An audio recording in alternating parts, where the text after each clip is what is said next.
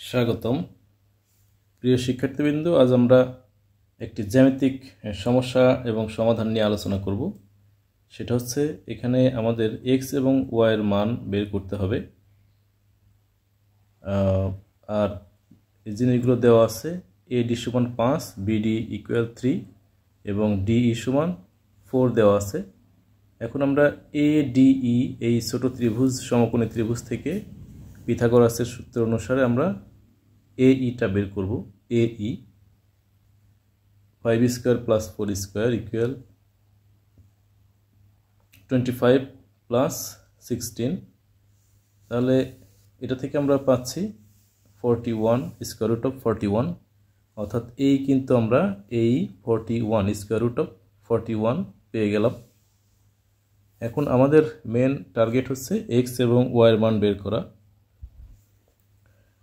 তো আমাদের এখানে যদি আমরা CE পেয়ে যাই তাহলে কিন্তু আমরা AC পেয়ে যাব।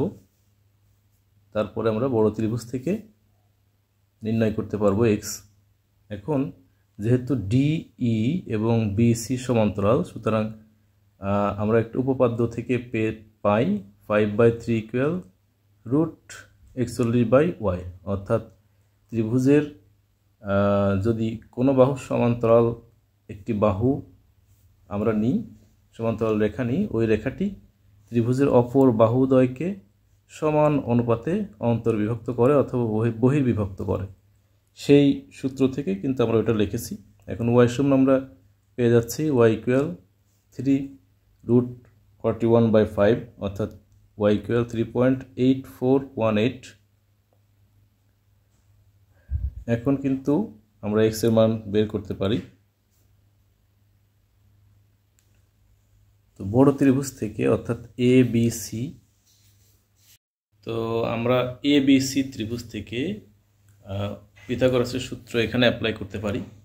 এখানে AC সমান কিন্তু এই প্লাস EC, অর্থাৎ রুট যে 41 আমরা পেয়েছিলাম এটা প্লাস y এর মান 3.8418, এটা আমরা যোগ করে AC পেয়ে যাচ্ছি। এখন কিন্তু আমরা পিথাগোরাসের সূত্র অ্যাপ্লাই করে ওই BC-টা নির্ণয় করতে পারি, অর্থাৎ x-টা আমরা নির্ণয় করতে পারি। তাহলে আমরা এখন ABC ত্রিভুজ ABC এর B যেহেতু এক সমকোণ, সেহেতু এই ত্রিভুজে আমরা পিথাগোরাসের সূত্র প্রয়োগ করব। তাহলে এখানে AC হচ্ছে অতিভুজ আর হচ্ছে BC ভূমি, AB লম্ব। তাহলে BC যেহেতু আমাদের x দেওয়া আছে, তাহলে x স্কয়ার ইকুয়াল অতিভুজ স্কয়ার মাইনাস AB স্কয়ার। আবার এখানে AB কিন্তু 5 প্লাস 3 অর্থাৎ 8। তাহলে কিন্তু আমরা এখন মানটা বসিয়ে দিব। স্কয়ার রুট অফ AC হচ্ছে ওই যে 10.2449 স্কয়ার মাইনাস 8 স্কয়ার, 8 অর্থাৎ AB 5 প্লাস 3, এখান থেকে 8 পেয়েছি আমরা। তো আমরা এটা ক্যালকুলেশন করে যা পাবো সেটাই কিন্তু আমাদের x এর মান। তো আমরা এখানে ক্যালকুলেটরের সাহায্য নিয়ে সমাধান করে দেখি 6.399 অর্থাৎ 32/5, এটা আমাদের অ্যান্সার।